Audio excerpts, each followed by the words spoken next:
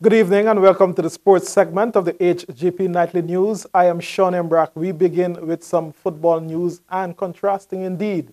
The disciplinary committee rules GFF acted unconstitutional to expand the 8-team Stag Elite League to a 10-team league. GFF, CONCACAF and FIFA says the GFF's disciplinary committee acted outside its remit.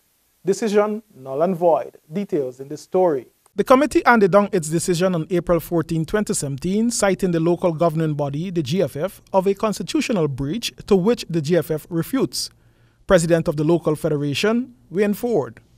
The executive committee wishes to reiterate that the disciplinary committee had no constitutional remit to deal with the matter.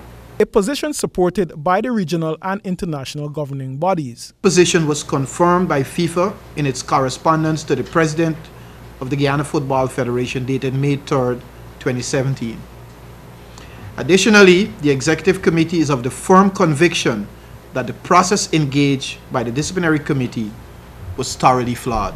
Ford noted too that the independent bodies of the GFF must understand their roles and remit and act in transparency, honesty, and respect the statutes.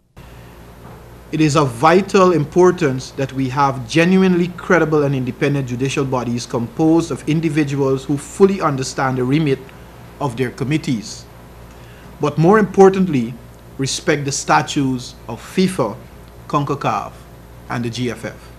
Chairman of the disciplinary committee was challenged to inform the GFF on what grounds the committee acted. The executive committee has received no response to this from the chairman of the disciplinary committee, despite formally requesting that he prove on what authority he seized this matter. A final act by the GFF will be to consult with the General Congress later this month. We will present the situation and the case to the members at Congress. We will be very detailed from the genesis all the way to where we are right now, and we will put specific motions on the floor to be voted on. And once the membership have taken their decisions, that's what the executive committee will adhere to. The teams, Alpha United, Sliggers FC, Pile FC, and GFC, were all relegated and can work their way back into the league. To date, one club, named Whittle, is working with the GFF to get back into the league. The Guyana contingent that will participate in this year's Islamic Solidarity Games in Azerbaijan are confident of success. Here is Calvin Chapman with the details. The Guyana Olympic Association held a press conference on Monday where coaches of the various disciplines expected their athletes to perform well.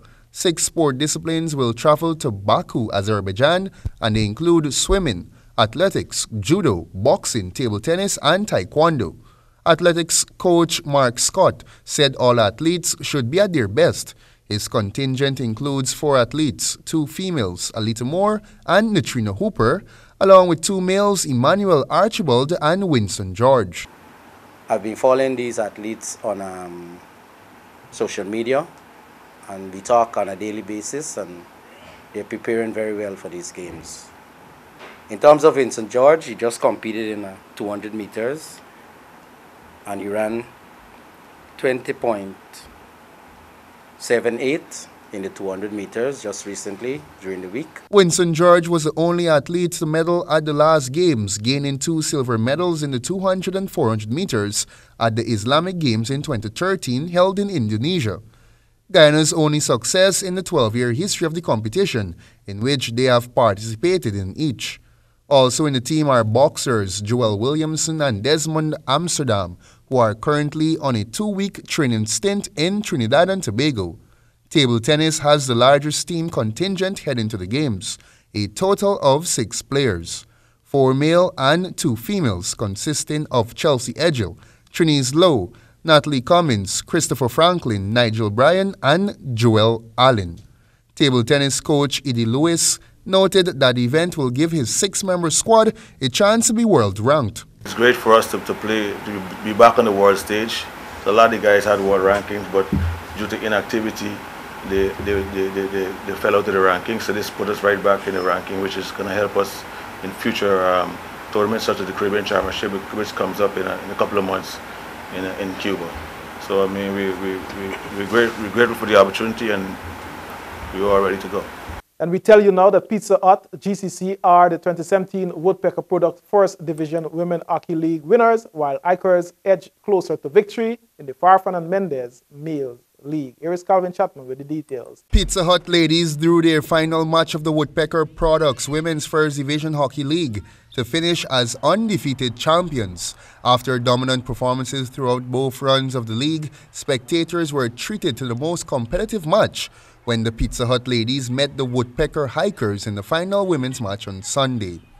League MVP Sonia Jardine opened the scoring in the 13th minute when GCC executed a smooth penalty corner routine to see Jardine blast her shot in for the opening goal of the match. Although GCC enjoyed most of the possession and kept the game mostly in the Hikers' half of the field, they struggled to add to their total. And striker Charlene Elliott scored the equalizer in the 54th minute, 6 minutes to full time to earn Hikers a draw, which was enough to leave GCC the overall victors in the 2017 league. Tournament leading scorer Sonia Jardine of Pizza Hut GCC was nominated the tournament most valuable player. In the Farfan and Mendez Men's First Division Hockey League, pool leaders, the Pepsi Hikers faced Bounty GCC in the feature men's match on Sunday afternoon at the Providence National Stadium, with the two teams being separated by a 2-1 first-round victory to the Hikers. This time, the Hikers surrendered the final lead of the match after rallying from being 2-1 down to up 3-2 to settle for 3-all at full time. The result has left the Hikers as favorites to win the Farfan and Mendez First Division League, needing at least a draw against the developing unit of Saints Club in their final game. And with that, we've come to the end of our sportscast for tonight. We invite you to join us here again tomorrow for another edition of the HGP Nightly News Sportscast. I'm Sean Embrack saying, be a good sport. Travis?